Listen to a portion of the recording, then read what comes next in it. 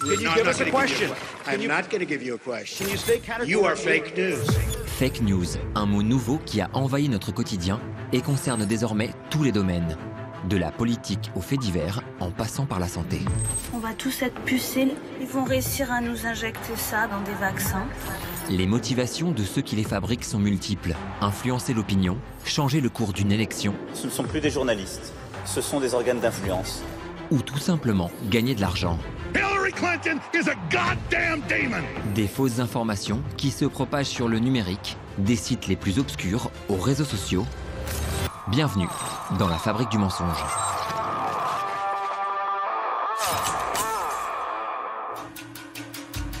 « 29 mai 2017.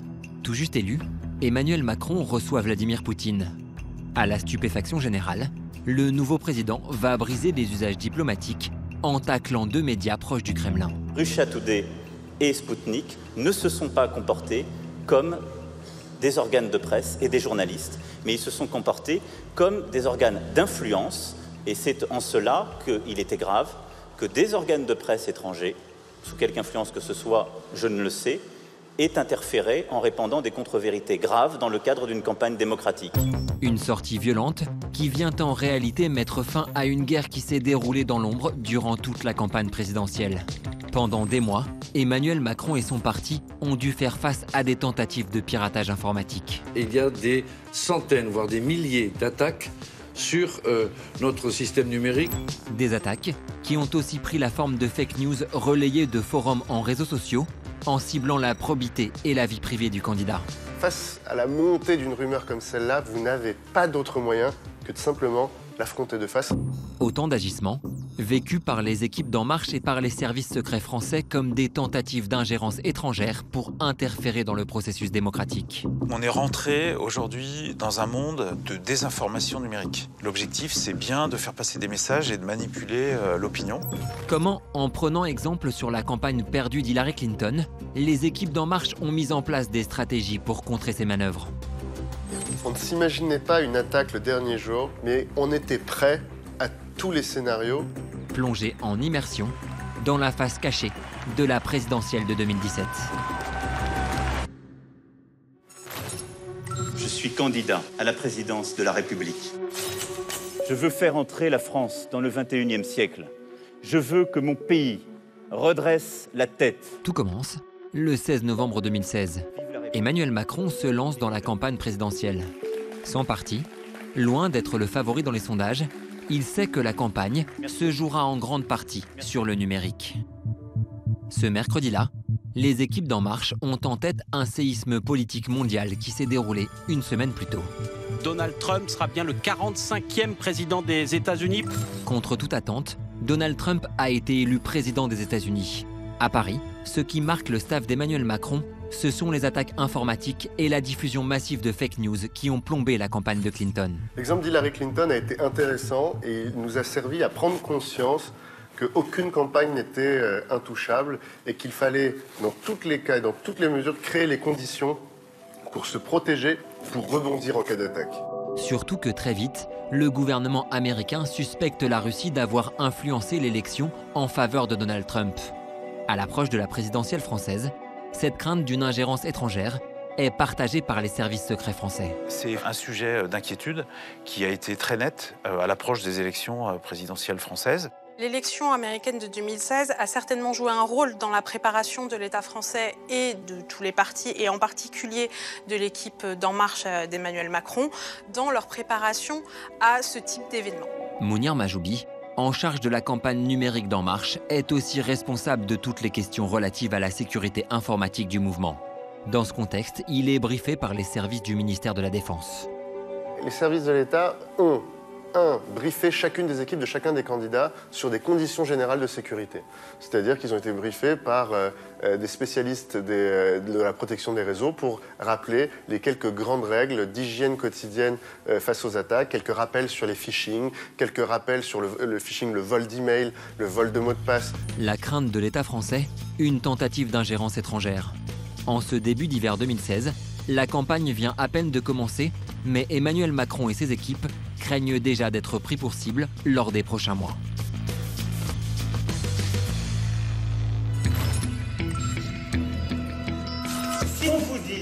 que j'ai une double vie avec Mathieu Gallet ou qui que ce soit d'autre. C'est mon hologramme qui soudain m'a échappé. 6 février 2017. À la surprise générale, Emmanuel Macron dément frontalement une rumeur sur sa vie privée. Si le candidat en est arrivé là, c'est qu'il vient de vivre un week-end sous haute tension. 3 jours plus tôt, le vendredi 3 février, ses équipes découvrent dans un journal russe une interview de Julian Assange, le fondateur de Wikileaks. Nous possédons des informations intéressantes concernant l'un des candidats à la présidence française, Emmanuel Macron.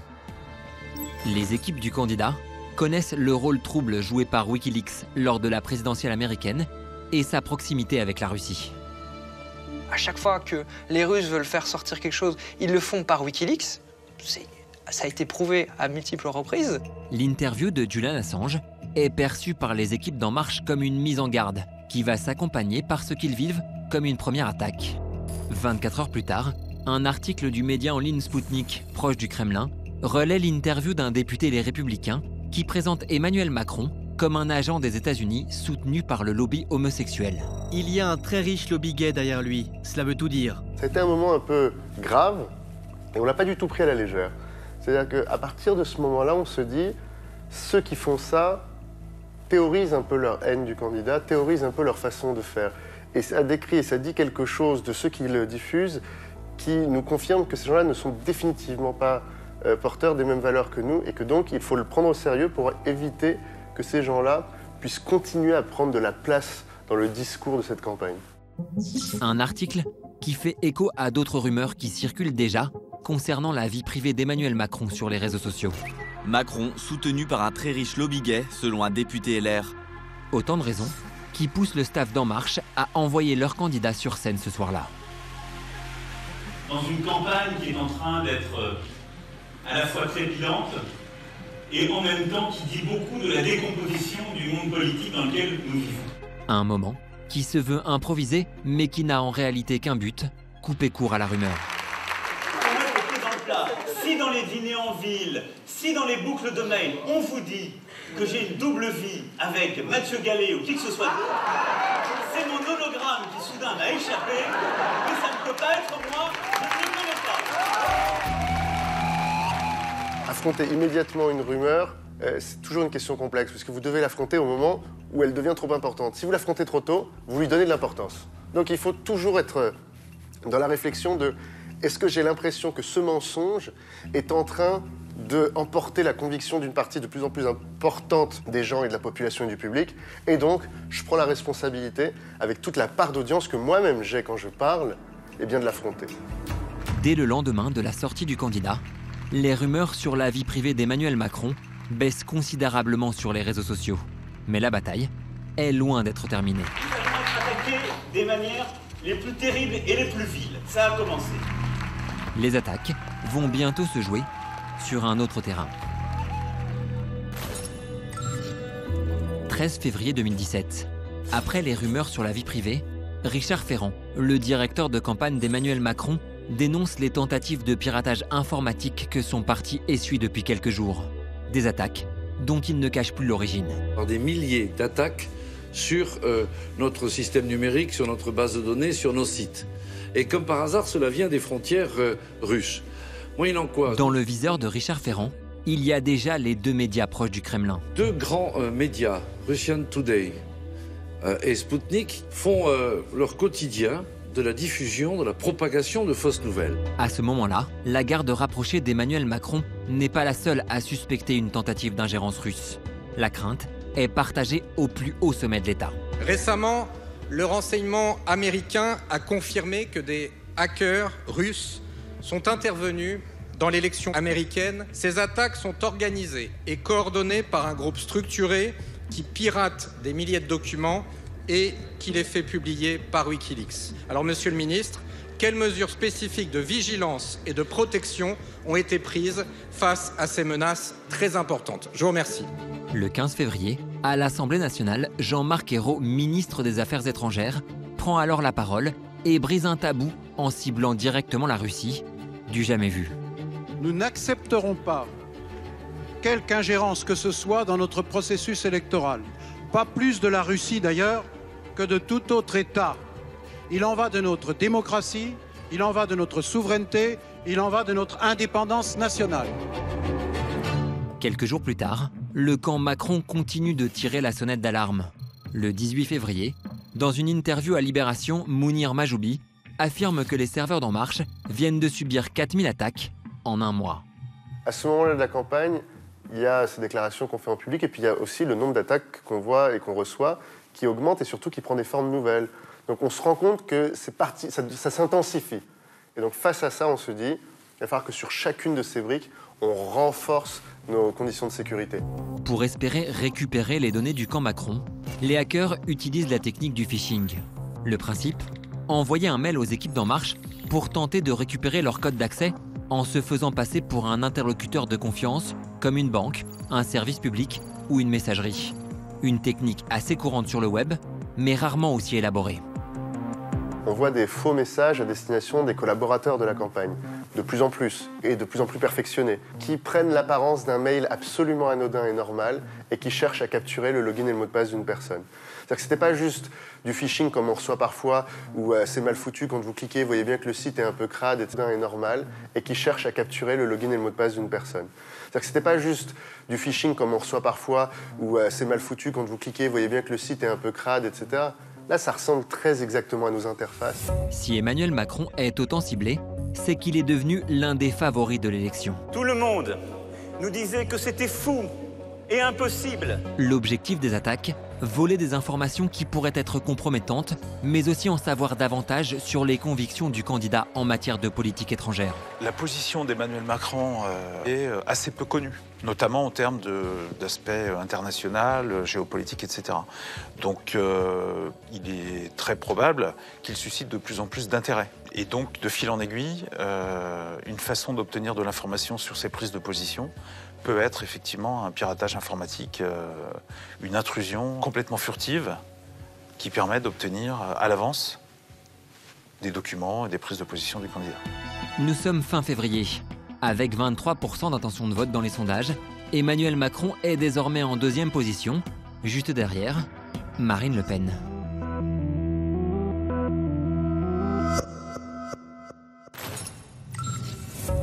Cette rencontre tant espérée par la candidate du Front National, Marine Le Pen, a finalement été reçue au Kremlin par Vladimir Poutine. 24 mars 2017. Les équipes d'En Marche découvrent les images de Marine Le Pen reçues par Vladimir Poutine. Elle est la seule candidate à rencontrer le président russe. Les premières mesures que je prendrais vis-à-vis de la Russie, ce serait de réfléchir à la levée des sanctions, bien entendu, car j'ai toujours été opposé à ces sanctions que je trouvais en même temps profondément injustes et tout à fait contre-productives. Donc Vladimir Poutine, il sait aussi très bien ce qu'il fait quand il rencontre Marine Le Pen. Il l'adoube, il lui donne cette puissance diplomatique, cette visibilité sur la scène internationale qui pour elle est essentielle. Ce qui est sûr, c'est que le projet d'Emmanuel Macron, qui se présente comme un candidat progressiste, qui veut une Europe forte, ça ne va pas du tout avec les projets de Vladimir Poutine. Un geste interprété par les équipes d'En Marche comme une provocation. Surtout que quelques jours plus tard, un événement confirme leurs soupçons. Début avril, Mounir Majoubi est contacté par un homme, Loïc Guézot. Spécialiste en cybersécurité internationale, Loïc Guézot est l'un des plus grands experts de la question. Son entreprise, Trend Micro, surveille depuis des années un groupe de hackers russes particulièrement actifs. Son nom, PalmStorm. C'est un groupe puissant et structuré. Il n'agit pas au hasard pour faire de la cybercriminalité. Il agit contre des cibles bien identifiées avec des objectifs d'information ou d'influence politique. Ils sont particulièrement dangereux parce qu'ils ont a priori beaucoup de moyens et qu'ils ont une grande capacité à durer dans le temps face à leurs cibles. PalmStorm est suspecté d'être à l'origine de la fuite des mails d'Hillary Clinton en pleine campagne présidentielle américaine. De quoi pousser Loïc Guézot à contacter le staff d'Emmanuel Macron lorsque ses équipes l'informent qu'En Marche est une cible pour les hackers russes. Donc à la lecture du rapport et de cette alerte de mon équipe de recherche et développement, j'apprends le 3 avril que possiblement PalmStorm a tenté ou va tenter ou a déjà réussi à pirater les équipes de campagne d'En Marche. Pour la première fois, les équipes d'En Marche ont devant les yeux un rapport détaillé sur les attaques dont ils sont victimes en provenance de la Russie. Quelques jours avant la publication de ce rapport, Ils nous indiquent que selon leurs analyses et leurs études, nous aurions été concernés par l'une des attaques qu'il avait lui-même attribuées à un service russe. Bon, à ce moment-là, nous, on reçoit l'information, on l'entend, on l'écoute, et nous, on fait campagne. 3 semaines plus tard. Il est 20h, voici les résultats de ce premier tour. C'est Emmanuel Macron qui arrive en tête à 23,7%. Emmanuel Macron arrive en tête du premier tour. Le combat pour être digne de conduire notre pays commence ce soir. Et nous le gagnerons! La campagne rentre dans la dernière ligne droite et les attaques vont s'intensifier. Merci à vous! On continue!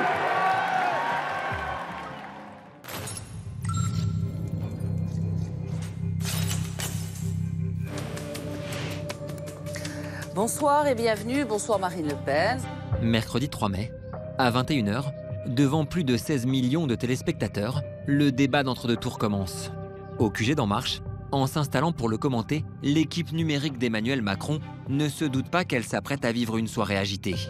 Notre objectif, c'est faire le live tweet de ce qui va être dit, de produire des contenus pour pouvoir, en même temps que le candidat parle, diffuser à tous les Français des éléments de compréhension et d'analyse de ce que nous sommes en train de dire. Donc nous, on est, imaginez une salle, tout le monde est prêt, avec ses casques, enfin, on est hyper concentré. Très vite, il repère un message anonyme qui commence à faire du bruit sur le forum 4chan, bien connu de l'extrême droite américaine.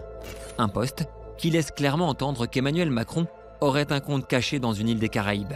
Personne ne savait où il avait caché son argent, voici où il est caché. Un message accompagné de faux documents censés prouver cette révélation et dont le but est revendiqué. Décourager les Français de voter Emmanuel Macron en diffusant au maximum cette information ce soir de débat. Cette fake news prend peu à peu de l'ampleur sur les réseaux sociaux, tandis que le débat continue. Le parti des affaires, ce n'est pas le mien, c'est le vôtre. Le parti qui ne va pas devant les juges, c'est le vôtre. À 23h12, alors que l'émission se termine, les équipes d'En Marche découvrent hallucinées cette rumeur dans la bouche de Marine Le Pen sur le plateau. J'espère qu'on n'apprendra pas que vous avez un compte offshore aux Bahamas ou je sais pas, j'en sais rien. Non, Madame Le Pen, parce que ça, c'est de la diffamation. Et à ce moment-là, on se demande comment Marine Le Pen peut savoir l'état de cette rumeur, alors que nous qui sommes particulièrement bien connectés en veille, on a appris ça seulement il y a quelques minutes, quelques dizaines de minutes, peut-être 1 heure grand maximum avant. On est dans la surprise au moment où Marine Le Pen utilise un élément qui est connu de très peu de personnes. Ça ne fait pas partie de la rhétorique politique. Donc c'est très inhabituel et c'est quelque chose de très nouveau. Il s'est passé quelque chose de particulier effectivement quand elle l'aborde. Le débat est fini. La nuit s'annonce longue pour les équipes d'En Marche. De son côté, le chercheur belge Nicolas van der Bist, spécialiste des réseaux sociaux, retrace l'itinéraire de propagation de la rumeur et poste ses conclusions sur Twitter. Ok, donc la fake news sur le compte de Macron aux Bahamas, on peut dire sans trop se tromper que c'est by the Russians. Le lendemain, à l'aube, il reçoit un coup de téléphone étonnant. Je me réveille, il est à peu près 6 heures, je prends mon Thalys, et dans le Thalys, en fait, je suis contacté par les équipes d'Emmanuel Macron. J'apprends qu'ils ont mené pendant toute la nuit un fact-checking complet pour dire c'est vrai, c'est pas vrai, etc. Et ils me demandent s'ils peuvent donner aux journalistes mon numéro de téléphone pour le décryptage de la propagation. Si le staff du candidat est intéressé par les conclusions de Nicolas van der Bist, c'est parce qu'elles vont dans le même sens que leurs soupçons. Elles pointent une nouvelle fois les réseaux russes. Ça se propage vers des milieux pro-Trump et dans un second temps, ça passe alors du côté de l'écosystème francophone. Je regarde ceux qui l'ont partagé. Et là, je dis, mais c'est exactement tous les individus que j'avais identifiés dans ceux qui partageaient le plus Russia Today et Sputnik. Nous sommes à 3 jours du second tour. Emmanuel Macron est donné largement vainqueur. Il est pourtant sur le point d'essuyer les attaques les plus violentes de la campagne.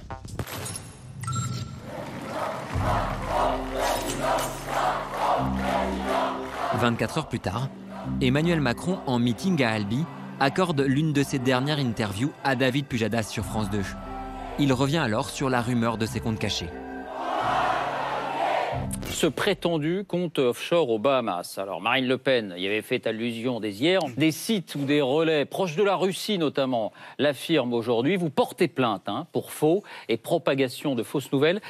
Est-ce que vous y voyez, Emmanuel Macron, le signe d'une collusion entre Marine Le Pen et ses relais d'influence russe? Marine Le Pen a eu plusieurs assertions hier qui étaient extrêmement graves sur sur le ton de l'insinuation. Il est évident qu'il y a une concomitance avec une initiative de masse qui a été conduite sur Internet. Le lendemain, le vendredi, c'est le dernier jour de la campagne officielle. Dans cette dernière ligne droite, les équipes d'En Marche vont réussir à désamorcer une attaque qui aurait pu tout faire basculer.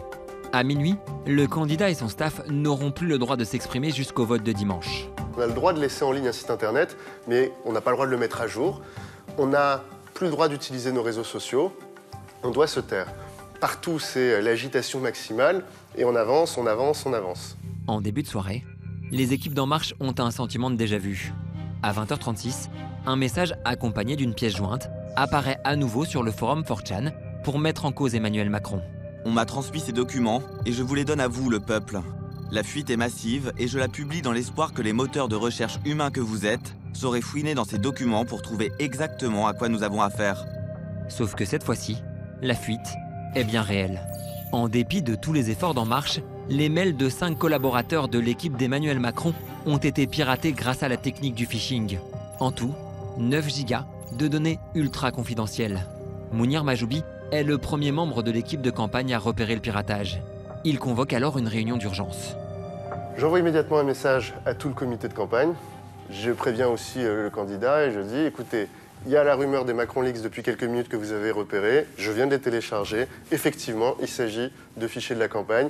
On va les regarder immédiatement et on va réunir ceux dont les boîtes sont concernées pour qu'on voit ensemble ce qu'il y avait à l'intérieur. Pour l'équipe d'En Marche, il s'agit d'évaluer rapidement l'étendue des dégâts et d'établir une stratégie de communication claire, d'autant plus que la fuite va faire le tour du monde en étant relayée par Wikileaks sous le nom de Macron Leaks.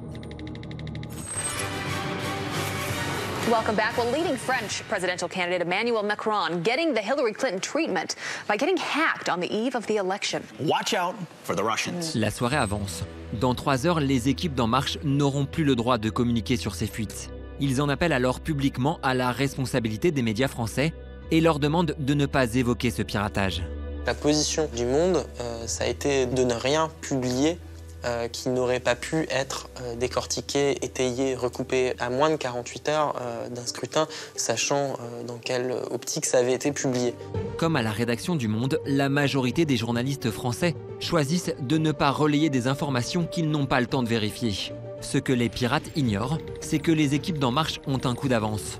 En prévision d'éventuelles attaques, ils avaient tendu un piège aux hackers en employant la technique du blurring.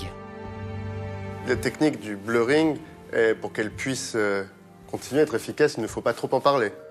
Pour semer la confusion et décrédibiliser d'éventuelles fuites, le staff d'Emmanuel Macron a volontairement semé de faux messages au sein de ses boîtes mail.